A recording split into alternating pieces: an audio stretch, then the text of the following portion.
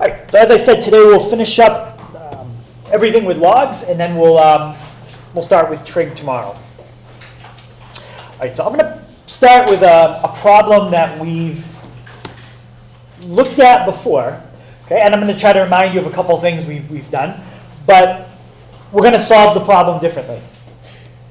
Okay? So we've done this problem, I think, back in beginning of chapter 5. I think it was 5.1. Okay, this was exponential growth. Okay, so they give you an initial amount, they tell you how fast it's growing, and then they want you to find when does it hit a certain value. All right, so the way we did this kind of problem before was graphically.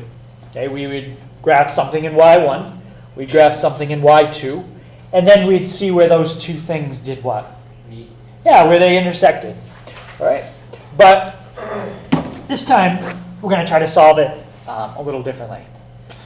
All right, so in order to solve it, the first thing we need is an equation. So we've got to try to remember what the formula is for exponential growth. Okay. Does anybody remember what you start with? And there's 3 numbers here we got to use, but does anybody remember the first one you use? Yeah? Starting value. Yep, it's the starting value. Okay, 50,000 people. Okay, so let's start with that. So let's say our population in terms of time, okay, start with the initial amount times, and this is where we had r. Does anybody remember what number you add to it? It's like something plus r?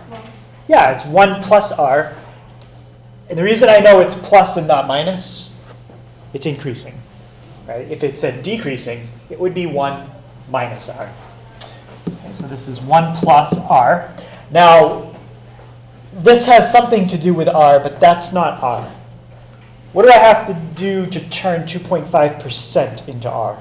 You have to make it a decimal. We have to make it a decimal. Okay, so there's my initial amount times 1 plus r. And does anyone remember, we got to put t in here somewhere. Don't you have to do t divided by, like the exponent is t divided by... Yeah, it's t divided by the length of time for that to happen. So how often is the population going up by 2.5%? Every what? Year. Every 1 year. So in this case, you really don't need to divide by 1. But if it said it's going up that amount every 3 years, okay, then you would put a divide by 3. All right. So any questions on that? All right. So now the last thing is we didn't plug in this number yet. Where's that 100,000 going to get plugged in?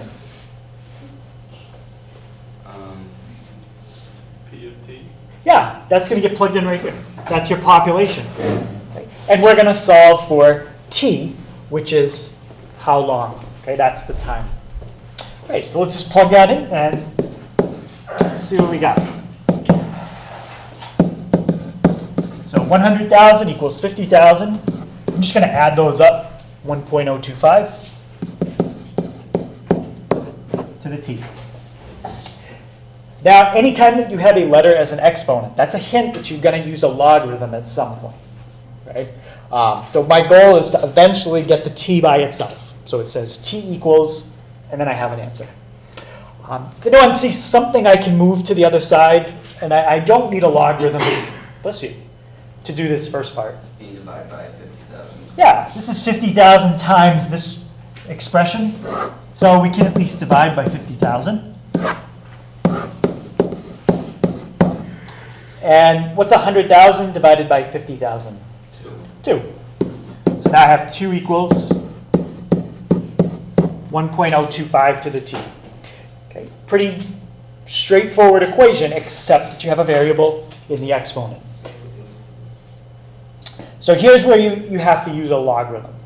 All right. So there's a rule with logarithms. Hopefully we'll remember. If you have an exponent, you're allowed to move it somewhere. Right? So let me just start by taking the log of both sides. Okay, which is something you're allowed to do, as long as you do it on both sides. Okay, so log of 2 equals log of 1.025 to the t. Now, anybody remember where you can put that t? Oh, at the front. Right. I can put it in the front. And why I would want to do that is because now it won't be an exponent.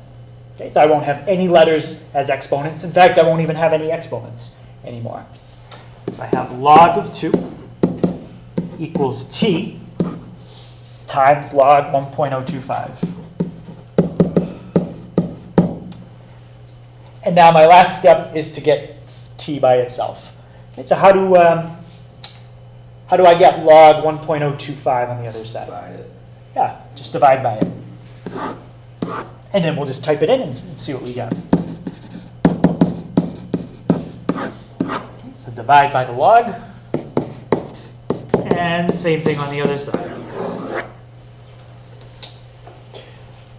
Okay, so the really tricky part here was, first of all, just remembering the formula.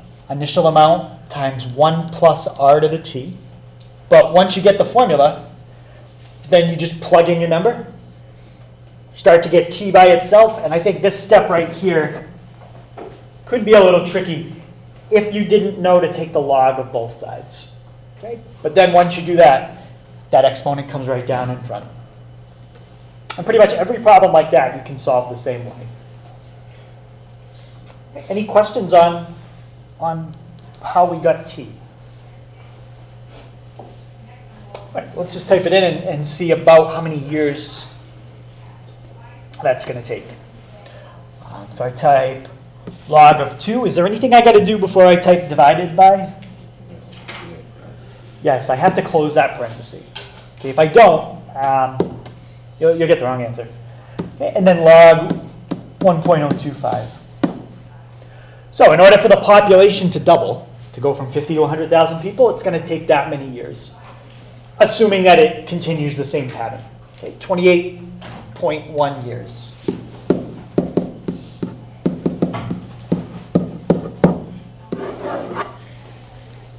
And you could always double check your answer if you wanted by putting this in y1, putting that in y2, and see where they cross, where they're equal.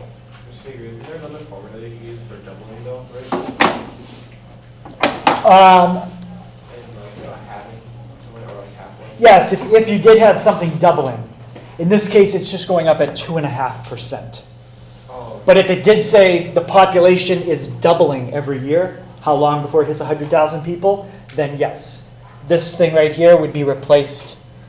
Well, does anybody remember what you put there if it's doubling? Yeah, you'd put a 2 there. And if it's halving, you put a 1/2 there. And if it's anything else, you do what we just did. Does that answer the question? Okay. It's almost, I feel like that's easier. It is easier than graphing, and probably in terms of time, Yeah. because sometimes when you graph stuff, you gotta, it takes a while to type it all into y1 and y2, especially with exponents. And in fact, once we start section 5.5 in that section, I'm going to show you how you can go from this step directly to that step, with skipping that step in between.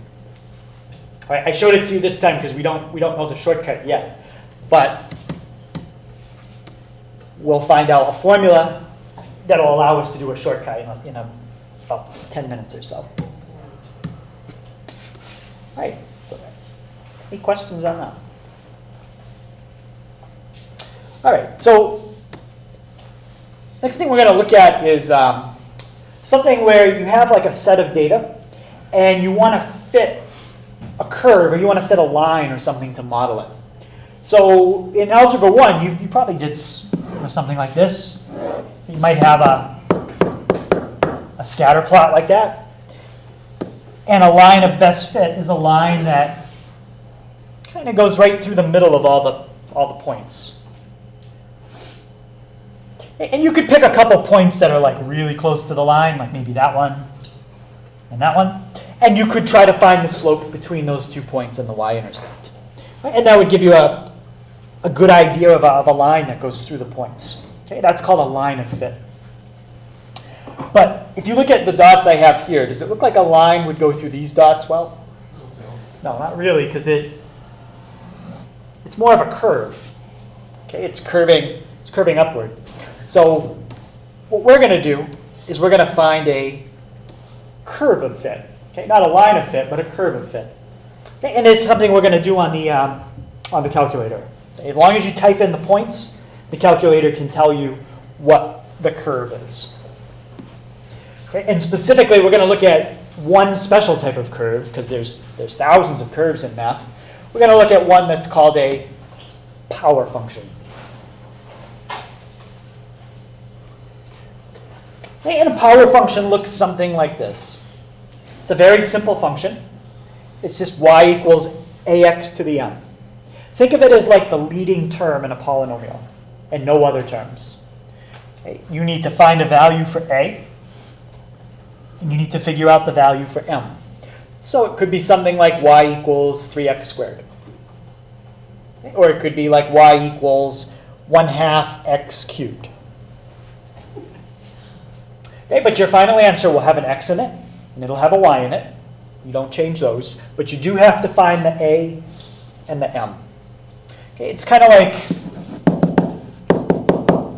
like that. That's the equation of a line. And your final answer always has an x and a y, but you have to find the slope and the y-intercept. Okay, so we'll do the same kind of thing here. All right, so that's the kind of functions we're going to find, and I'll show you how to do it on the calculator. Okay, any questions on what we're trying to do? Trying to find a curve that fits a set of points.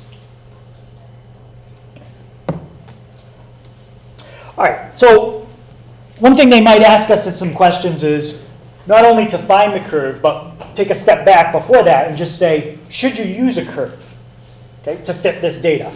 Okay. If you've got a data set like the one on the right, no, definitely not. You wouldn't want to use a curve for that. The one on the left, yes, you would. So I'm going to show you how to figure out whether or not what I'm showing you is the right thing to use. And then if it is, I'll show you how to do it on the calculator.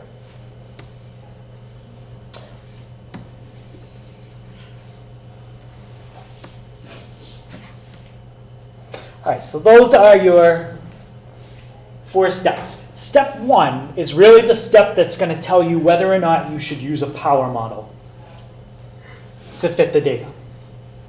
Okay, and I'll explain what that means. Okay, in the problem, they're going to give you a table. Okay? And we're going to do something to that table to see if a power model is the right tool. And only after step 1, if everything works out with step 1 and we get the result we're looking for, that's when you would do step 2 and 3.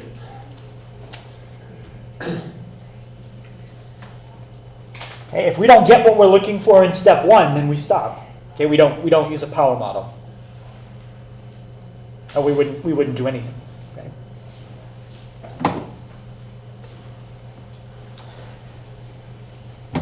Okay, and then when you're done, make sure you find your B, you find your M, and then you can write your final answer.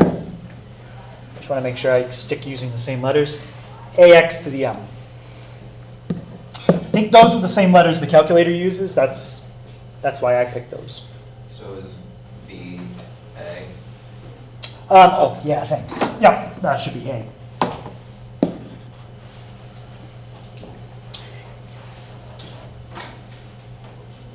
Okay, we usually use B like when you do y equals mx plus b, but you can really use any letters you want, but just try to be consistent. Yeah, so we'll find A, we'll find M, and then we'll write our final answer. All right, so first step, I'm going to give you a table of data. I'm going to show you how you type that in. And then we'll check to see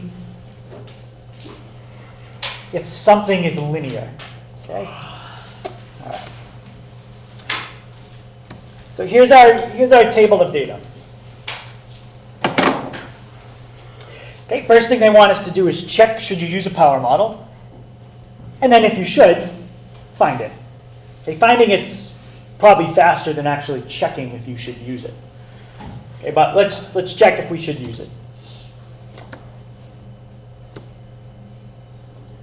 All right, so step one, okay, we got to type all those points into the calculator.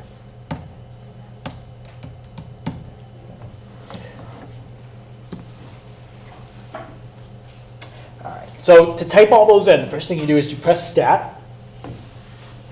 And then the first option should say Edit. You just hit Enter on that.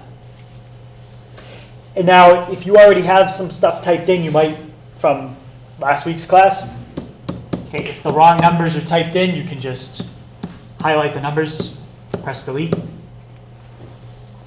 Okay, I would practice deleting them and typing them in, because on the test you're going to have to type in numbers anyway. So you just highlight them and press Delete. Right, and now the first thing I usually do is type the x's in, because as you hit Enter, it's just going to go down L1. So I'm going to type 1, 3, 5, 8. Okay, you don't have to put your x's in L1, but this is probably the easiest way to do it. Okay, if you press the right arrow, it'll go over to L2. And now you want to type in all your y values in L2. 5, 31.2, 73.1, and 160.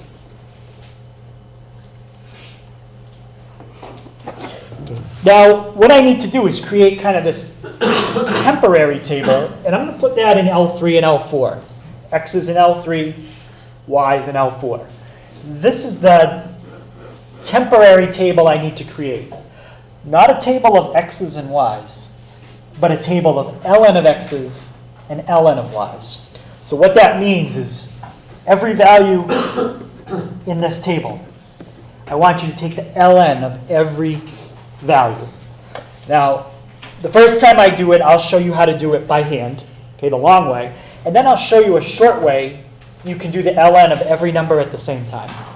Okay, but if the short way confuses you, I'll show you the long way. Right, so over in L3, just type ln of 1. Okay, and hit Enter. Okay, and now do all your x's. The ln of 3, the ln of 5, and the ln of 8. That's not too bad if you only have 4 values to type in. But there is a way to do them all at the same time without typing them like I just did. Okay. If you don't want to do it that way, just continue doing the y values in L4, just like I showed you. If you want to see the shortcut, I'll show it to you. All right. So I want the ln of everything in L2, and I want to put the answer in L4. So what I'm going to do is I'm going to press ln, and then I'm going to press second, and then press the 2 button. And close your parenthesis. Don't hit Enter yet, though. Okay, what that's going to do is it's going to take the ln of every number in L2, but I haven't told the calculator where to put the answer. So I want to store that answer. So press the Store button. It's right above On. And what list did I say I want to store it in? Second, 4. Now if I hit Enter, it's going to do exactly what I want. Take the ln of every number in L2, and it'll put the answer in L4. Okay, you can ignore what came up on the screen, but what I want to do is go check Stat, go to Edit, and now I've got L4 without typing them in one at a time.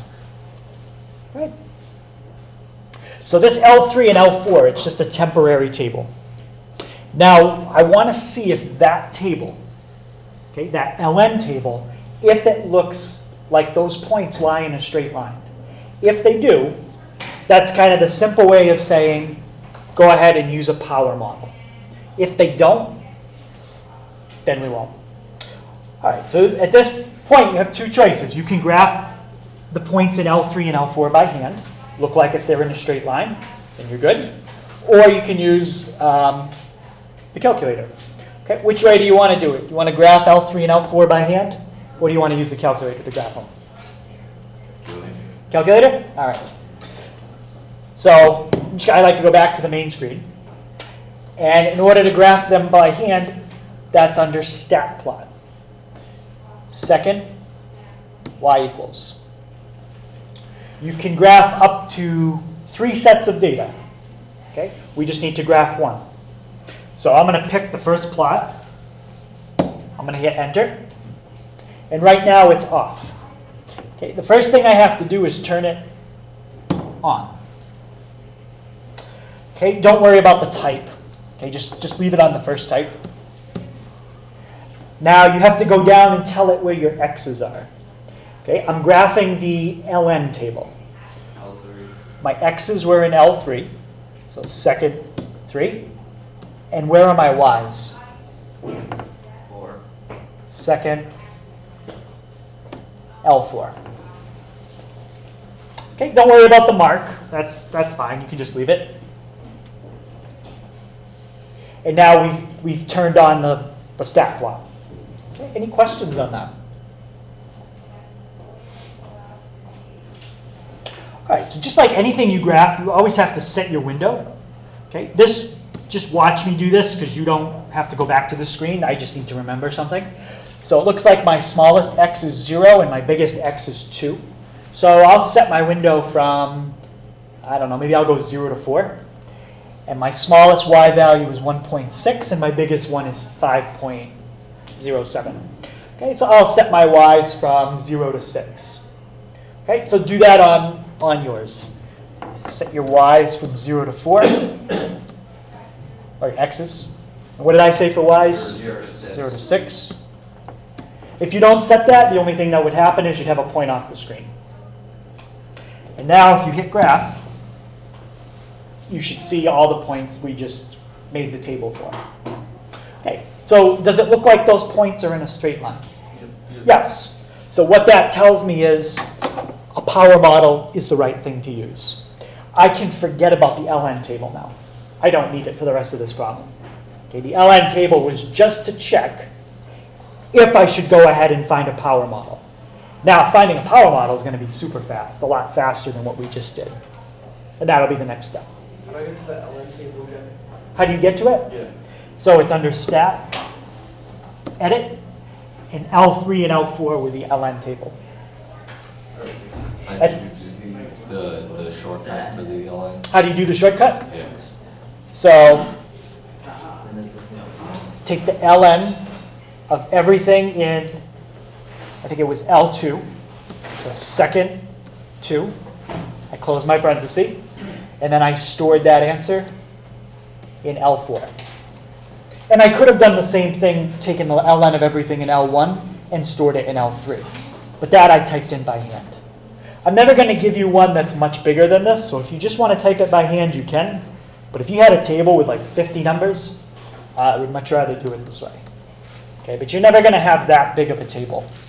Could you do the ln of L1 and store it in L3? Yeah. I could do the ln of L1, and I could store it in L3. So anything that was just in the table, I just got rid of it and replaced it with what I said to. Okay? Anything that was there is gone, but I replaced it with exactly what was already there. So it's going to look the same. Okay, so any other questions on graphing that and figuring it out that, yep, those look like they're in a straight line?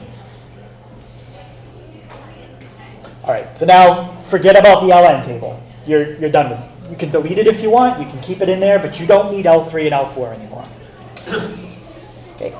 All you need is L1 and L2, the actual table.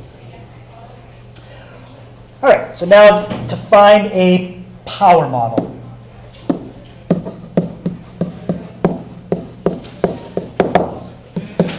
Okay, step 1 is to type in the data, which you've already done. Usually I use L1 and L2. You don't have to, but that's usually where I put the original table.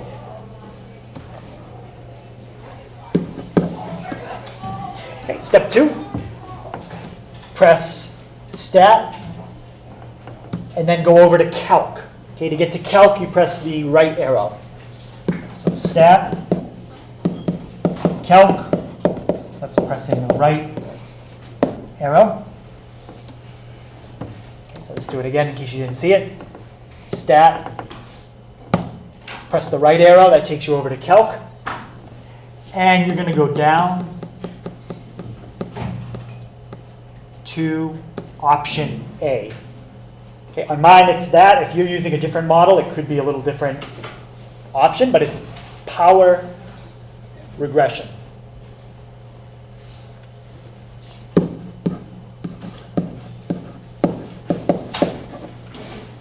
Okay, it says PWR-REG. Again, that's option A.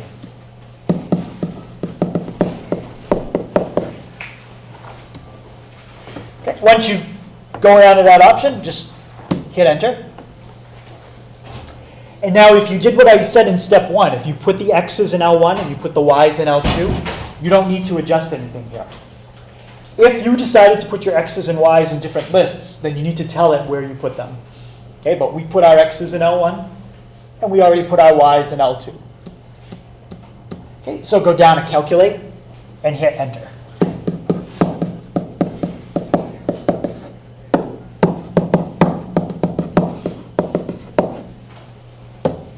Okay, so go down to calculate, hit enter, and it will give us our answer. Okay, we should round things appropriately. So if you see the same digit repeating 4 times, just round it to what you think it should be. So what does it look like the A value should be? 5. Yep. And the B value? 0.7. Yeah, it's like 1 2/3 or 5/3. Okay, so there's my answer. Okay, I'm just going to write that answer the way I asked you to. Y equals AX to the M. Okay, it's the final answer. Y equals 5. X. Okay, and the calculator, okay, it uses a different letter, but you can tell by the little caret, B is the exponent. So 5x. I mean, you could write 1.667, or you could just write it as a fraction. It's 5/3. 1 2/3. And that's a power model. Okay, so the last thing, I'm done the problem at this point. I just want to check and see if that's right. Okay, so I'm going to type that in, and I'm going to graph it. And I'm going to graph my original data, and I'm going to see if the curve goes right through the points.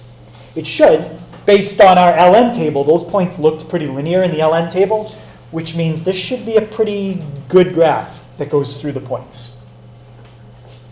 Okay, so this you can just watch this part. I'm going to go to my stat plot. But this time I don't want to graph the LN table. I want to graph the original table. So where were my x's in what list? 1, 2. Yeah, x's were in L1. My y's are in L2. Now I need to kind of set my window again. My x's, I'd say 0 to 10 is pretty good. My y's, I would say 0 to like 175. Okay, just to fit them on the screen. Let's go 0 to 10 and 0 to 175. Okay, so there's the points. Now I'm going to type that equation in and see if it goes right through them. So 5x to the 5/3. And it should go right through them. And it does. And so we just found a power model for that data. Okay, so that's the kind of question I'm going to ask you to do something like that on the test. Hey, any questions on that? Yeah? How exactly do you tell if it's a if you can use a power model or not? How you should tell? So to tell if it's a power model, you put in the original data, and then you have to take the ln of every number in that table and see if that looks like it's a straight line. That's how you can tell. Okay? If you create your ln table and the points do not look like they're in a straight line, then the power model will not be as good of a fit as it is in this problem. Okay? So type in your original data. Put that in L1 and L2. Put the ln table in L3 and L4. Graph the ln and L3 table, L3 and L4. You can graph it by hand or on the calculator. If it looks like L3 and L4 is a straight line, then that's when you use a power model. If it's not, just write power model doesn't apply, or power model is not appropriate. Can you scroll down? Yep. And then if the power model is appropriate, that's how you do it. Okay, you should already have your data typed in from the first step anyway. Then you have to calc, power regression, and then hit calculate. And then hit enter once you're on calculate. Okay, and that's the screen you should get. Okay, but you'll have a chance to practice at least 2 of those in the homework. So if you run into any problems, we can go through another example tomorrow. Where did you get the 3 from? I think for the exponent. I just thought that this should probably is 1.6 repeating. So 1.6 repeating is, just as a mixed number, it's 1 2/3. And then as a improper fraction, that's 5/3. Yep. If you get a number that you don't recognize as a fraction, just round it to the nearest hundredth. That's fine. Okay. It's just that this 9 repeated so many times and the 6 repeated so many times, I'm thinking it probably should just keep repeating. It's probably due to the accuracy of the data we were given. Yep. If you had no value in the L table, and you go to calc, will it give you the option? If you do what, Denver? Say if you have no values, and then you go to calc. If you don't have anything typed into the table? Yeah, those options will still be there. They just won't work. Okay. Like if you, let's say you try to do, like right now I have nothing in L5, I don't think.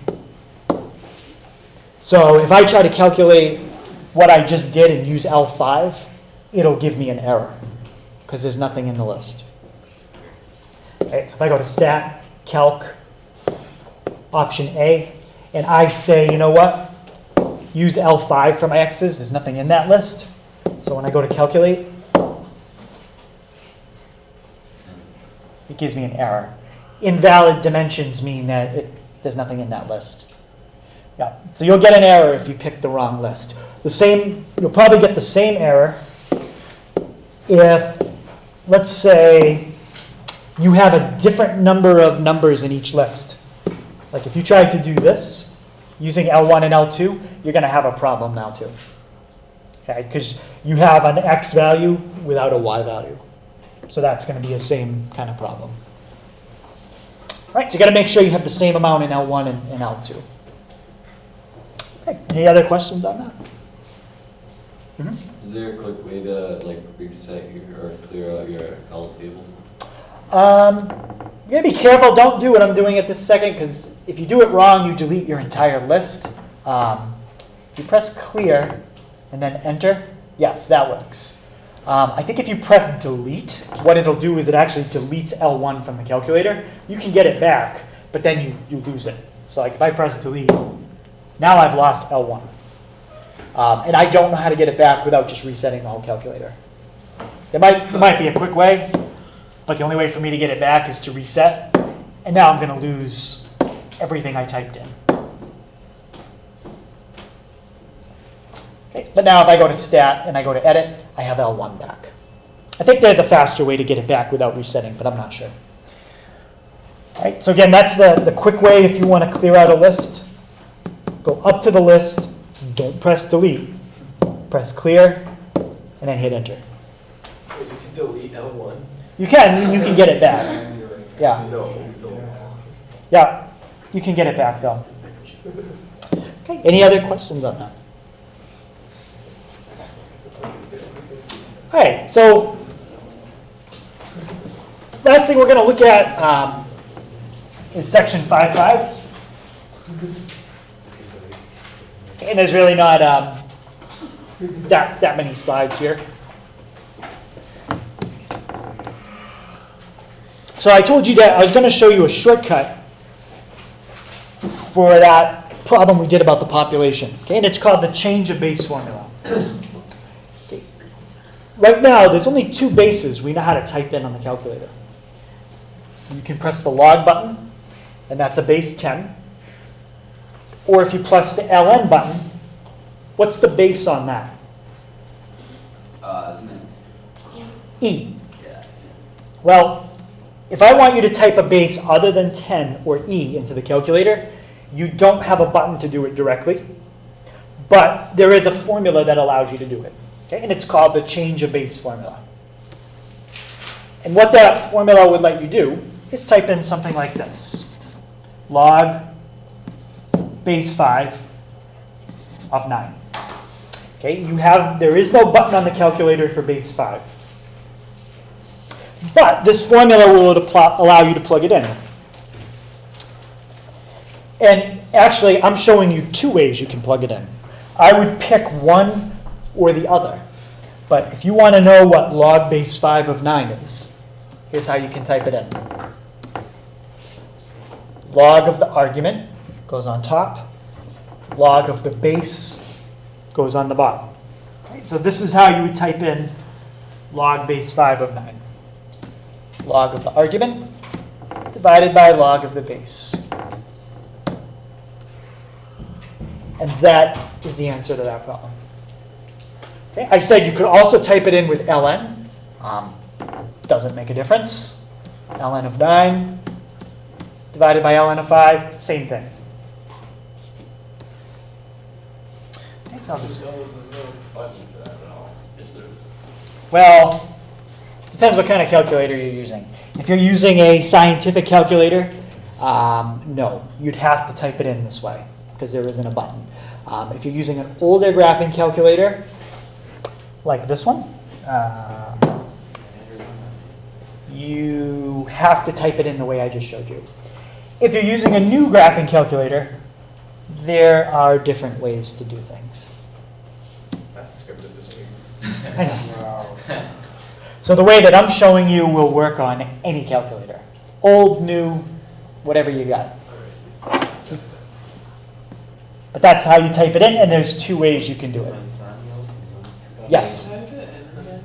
Can I type it in again? Yep. That's how you type it in. Log of the argument divided by log of the base. I just made that up. The 5 and the 9, they could be any numbers. Yeah. Where if you divided a natural log by the just log base 10? What's that, Denver? I said, what if you divided like log base 10 9? Oh, you mean if you mix them? Yeah. Yeah, you can't mix them. You either have to do it with all logs or all ln's. Yeah, you can't mix the two. I usually just do it this way.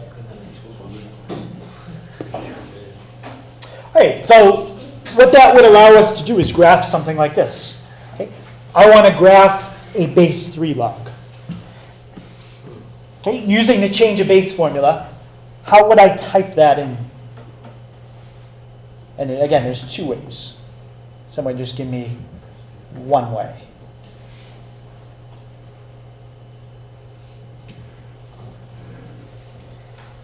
Log base 10 of x Yep. divided by log base 10 of 3. Now, John said base 10. I didn't write it. Is that wrong because I didn't write it? No, I don't have to write it. Okay, if it's base 10, that's the only one you don't have to write. Okay? So let's type in log of x. And what's important is you close that parenthesis and divide by log 3. Okay, I'm going to do a standard window. So there's my graph. And it asks us to give the domain and range.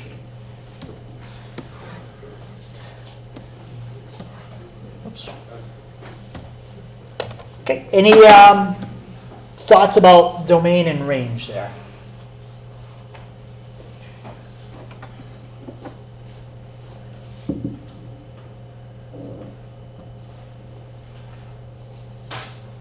Well, Ian, you thinking about something? It's in quadrant 1 and quadrant 4. Okay, yep, the graph is in quadrant 1 and quadrant 4. I agree with that. There might be domain appears to stretch off into infinity, but I cannot see if it goes down to 0. Okay, so the domain does go to infinity. Okay, does keep going to the right forever. Does anybody remember the smallest value you're allowed to take the log of? Yeah, you can't go any lower than that. In fact, you can't even use 0. So the domain is only from 0 to infinity, not including 0. You could check 0. Well, it tells you it's an error. All right, and now the range.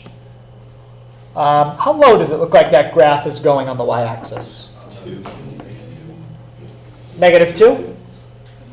Yeah. Okay. Let me zoom in right there. Let's go absolute. Oh, it was 3? Maybe there's 3. Wow. -3? Yeah. All right, let me zoom in right there. Yeah, you can. It's like 4. That'd be impressive. This is magic. Oh, it's 3.5. it's like 2.5. Well, that was -3, so it's past that now. Oh.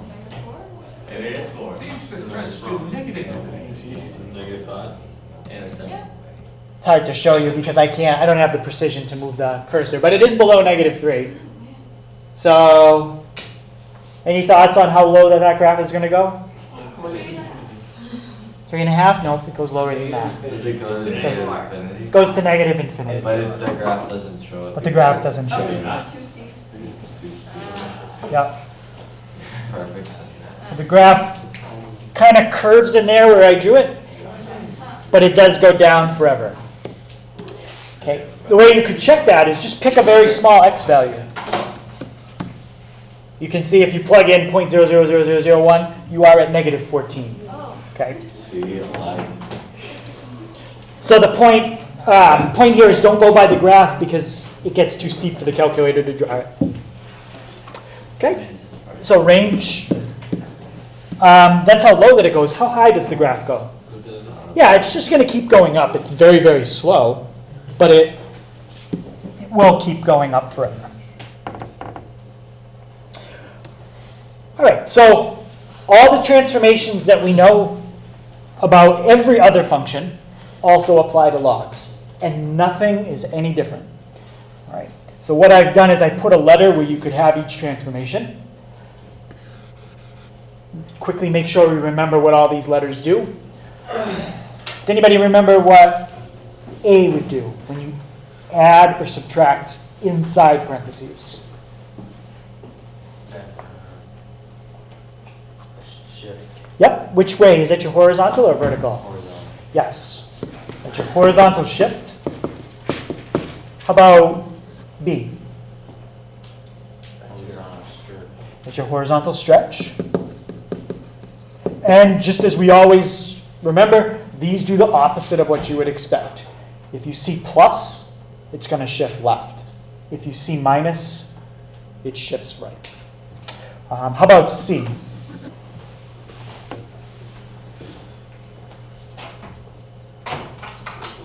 That's your vertical stretch. And how about D? There's only one option left. That's your vertical shift.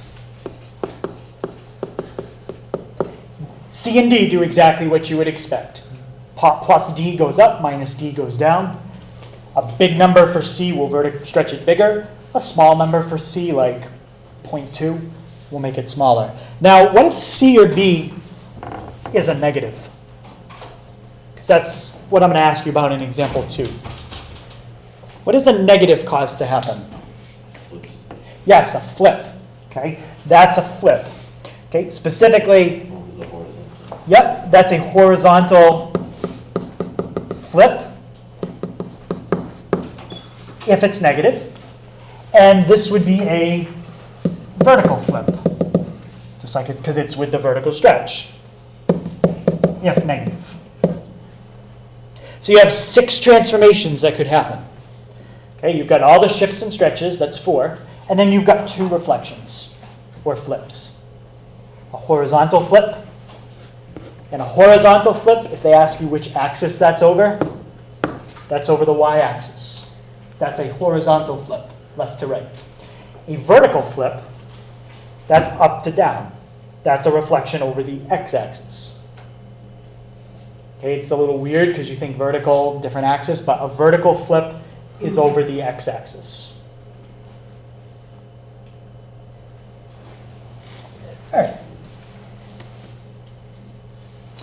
Okay, so they're asking us what you would have to do to this to turn it into that. So out of all 6 transformations, they only put 1 in this problem. Wait, what is D? D is your vertical shift. So in the problem I'm doing right now, it's like C is 1, Yeah. B is -1, A is 0, and D is 0. Okay, so most of these values I don't even have in this problem. Just B, and it's a -1. Okay, so how would I turn this into that? What would I have to do?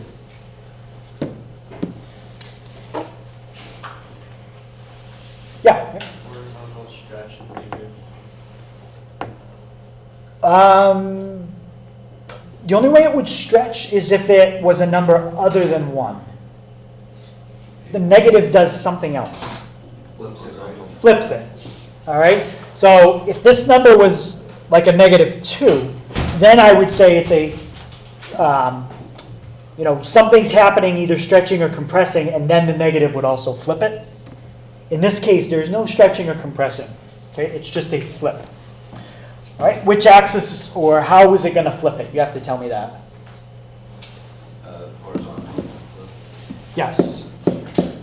Okay, so to graph log base 3 -x, flip, or some people say reflect, same thing. Flip log base 3 of x. At this point, I could say horizontally or over the y-axis. Both answers are correct. All right, let's find our domain and range. Now, we just graphed this one.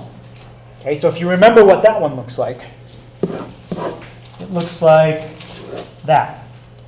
The reflection of it is going to look like that. So what is the domain of that graph in green?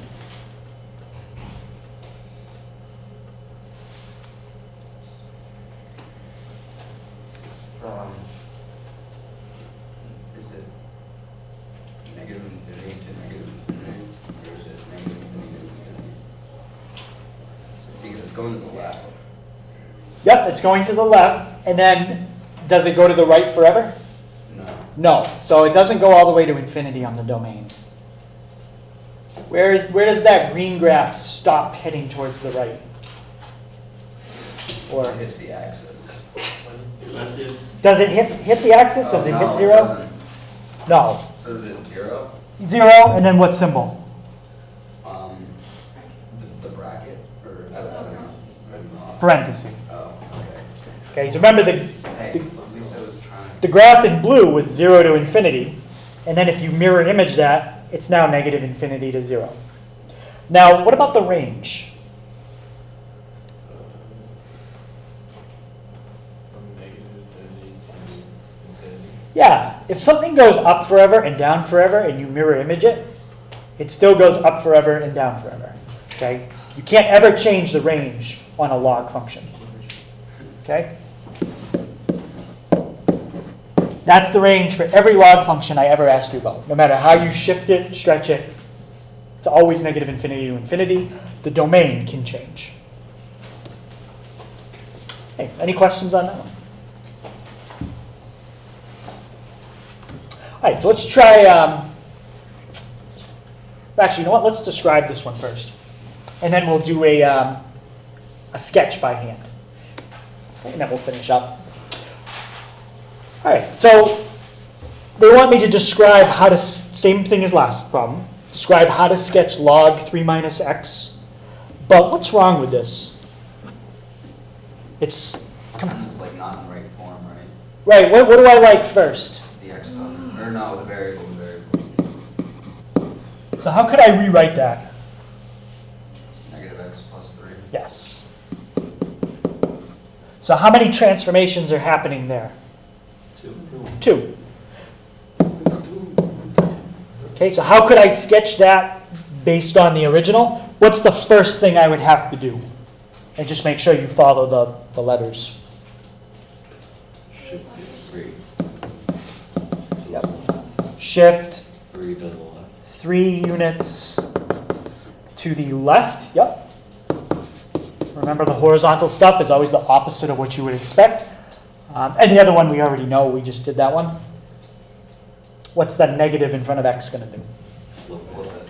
Yep. Flip.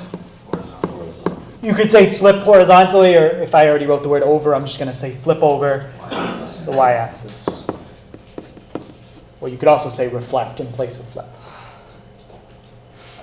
Okay, any questions on that one?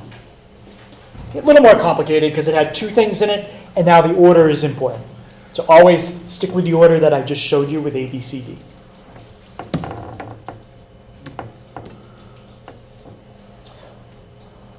All right, so we'll make a sketch.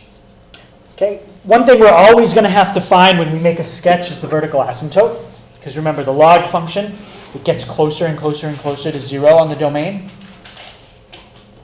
But it never reaches it, so that's an asymptote. And if you can, try to find your intercepts. Now, if a graph goes down forever and up forever and it's connected, which one of these intercepts will you always have? You will always have an x-intercept. There's no way to go up and down forever with a connected line and not go through the 0 point. Now, you might not have a y-intercept. As an example, just look at this problem right here. Neither one of those graphs crosses the y-axis. Okay, so you'll always have this one. You might have a y-intercept. If you don't, it's not a big deal. Just don't find it. You won't be able to. Okay, so in order to find your vertical asymptote, okay, take the argument and set it equal to 0. Okay, so when we do a problem in a second, I'll just scroll down to show you. I am going to take that and set it equal to 0. That'll tell me my vertical asymptote.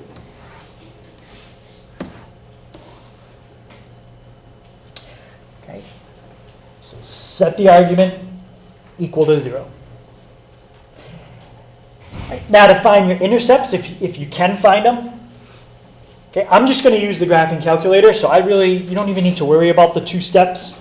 But the x-intercept is when the y value is 0, and the y-intercept is when the x value is 0.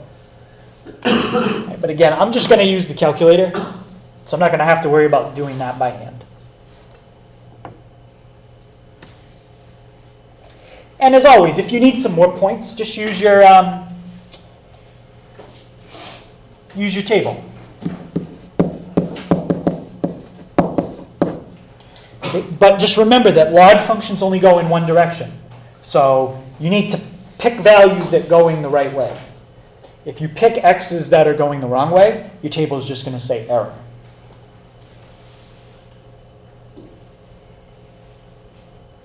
Okay, so we'll just use the table. And I usually get about 3 or 4 points, and that's enough to make a good curve.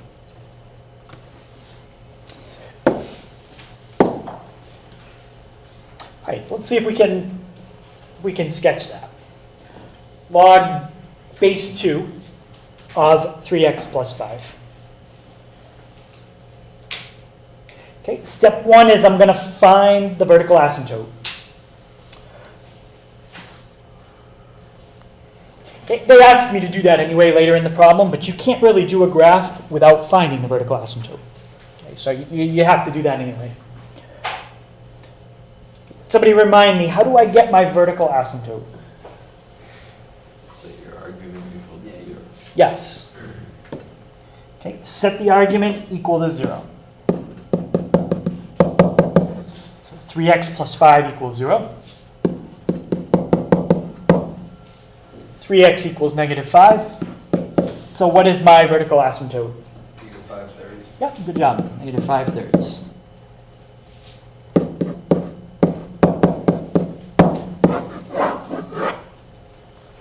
Okay, so that, if I'm going to graph that, I need to know what that is as a decimal. So if you divide it, it's about negative 1.6. Okay, so put a vertical line on your graph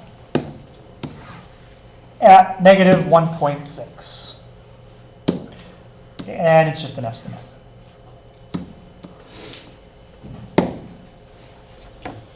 All right. So now my log function is either going to curve to the right or it's going to curve to the left.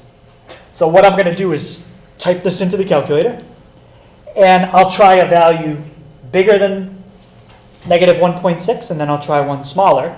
And one of them is going to give me an error, and the other one is going to work. Right, so we'll just type it in. Okay, you have to type this in exactly like I just taught you, because it's not a base 10 log.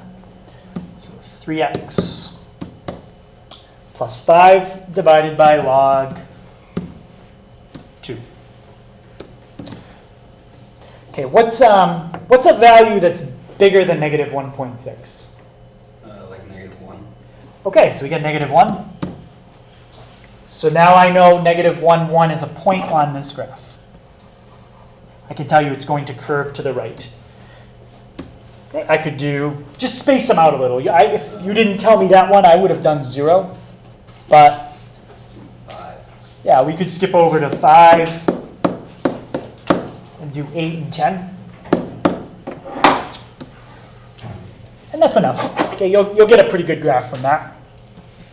So 5, 4.3. 10, I'm at just above 5.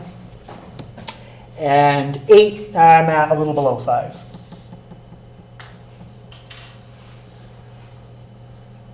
Okay, so about right there. Okay, so just draw your curve. And remember that it does go down forever. Okay, so what's my domain here? Negative infinity to infinity. Okay, it does go to the right forever. I agree with that. 0 to infinity. This one actually goes a little below 0. What's the lowest value this one hits? It was the first thing we found. 1.6 or whatever. Yeah, that negative 5/3. Okay, so the domain is from my asymptote in one direction to infinity. How about my range? It's negative infinity to infinity, right? Yeah, range is always negative infinity to infinity. And the vertical asymptote, we already found it. Okay, any questions on that one?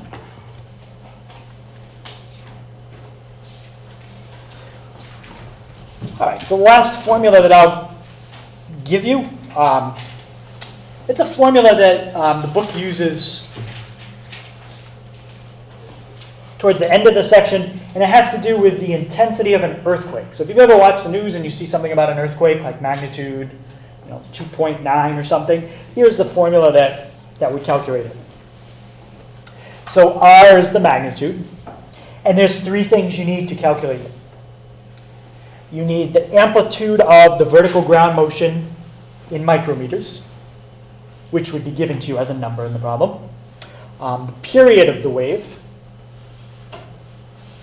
Okay, because an earthquake, really, it's like a wave, just like in the ocean. It's a wave that travels right through the ground. And B is a factor that accounts for the weakening of the wave. Right? Because where an earthquake happens, it makes a difference, the kind of soil. Right? If you think about if you had a really hard object and you push on it. Well, if you push on it on one end, it's going to move on the other end. Right? But think about a big pile of sand. If you push really hard on it with your hand, the sand kind of absorbs the impact. And on the other side of the pile, you don't feel the impact as much because it was absorbed by the sand. So that's the factor that accounts for the weakening of the wave.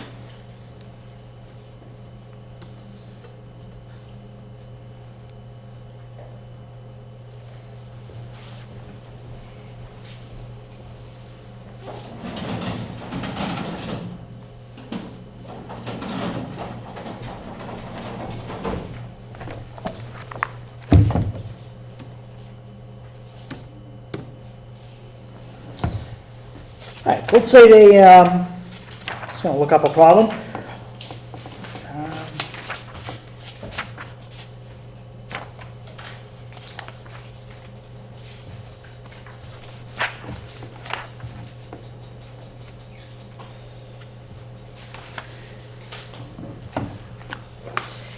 All right, so this problem, it says that at the early stage of an earthquake,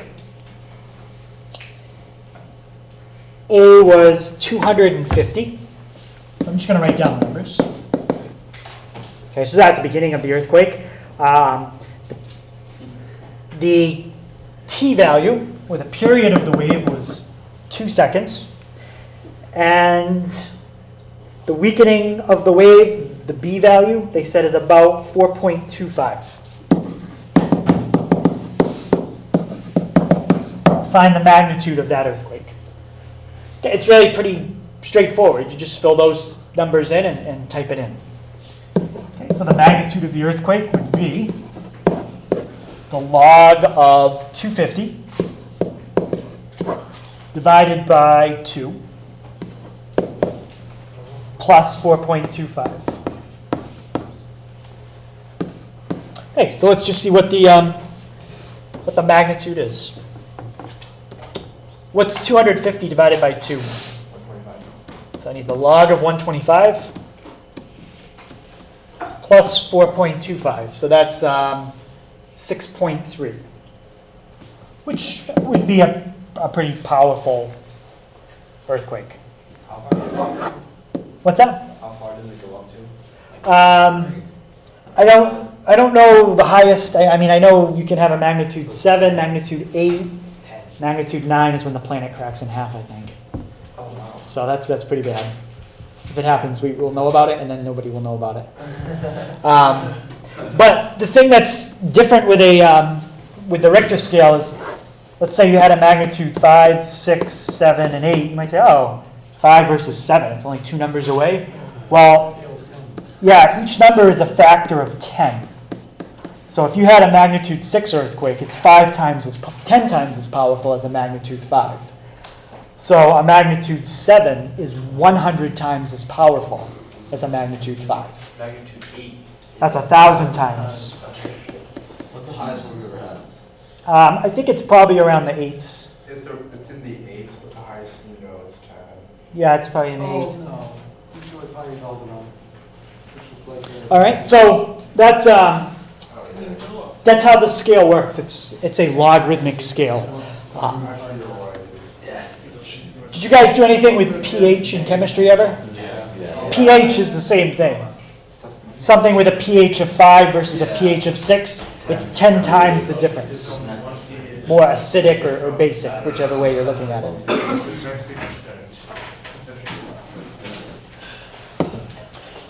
All right, so the homework tonight, some of you I think already copied it. Okay, the first page is on some power models.